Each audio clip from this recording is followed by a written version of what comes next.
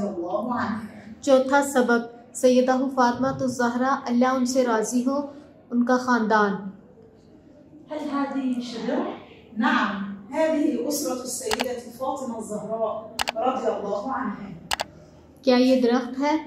जी हाँ, ये सैयदा फातिमा ज़हरा रज़ी अल्लाह तआला अन्हा का ख़ानदान है। أبوها محمد صلى الله عليه وسلم عليه الصلاة والسلام، وأمها السيدة خديجة بنت خويلد رضي الله عنها. جدها عبد الله بن عبد المطلب، وجدتها آمنة بنت وهب، وزوجها علي بن أبي طالب رضي الله عنه، وأولادها سيدنا الحسن رضي الله عنه، وسيدنا الحسين رضي الله عنه، والسيدة أم كلثوم رضي الله عنها، والسيدة زينب رضي الله عنها. رضي الله عنها. اللهم آمين.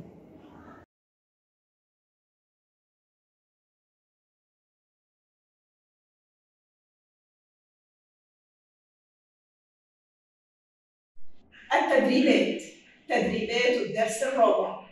استمع وردد، استمع جيدا ثم ردد. मश्क, चौथी फसल की मश्क, सुनो और दोहराओ।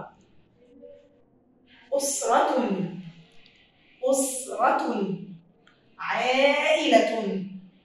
أسرة هي عائلة.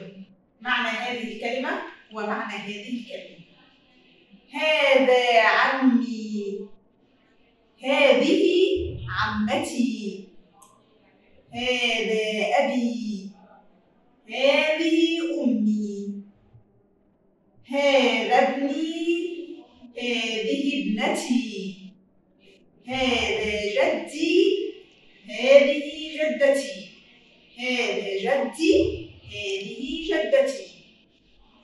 التدريب الثاني: انظر ولاحظ صوت الباء ثم ردد. देखो और बा की आवाज को मुलाहिजा करो और दोहराओ।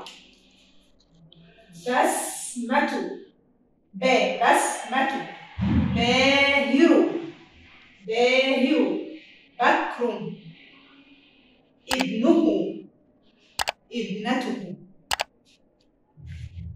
التدريب الثالث: اصنع شجرة لعائلتك تشتمل على اسم أبيك وأمك وأخيك وأختك.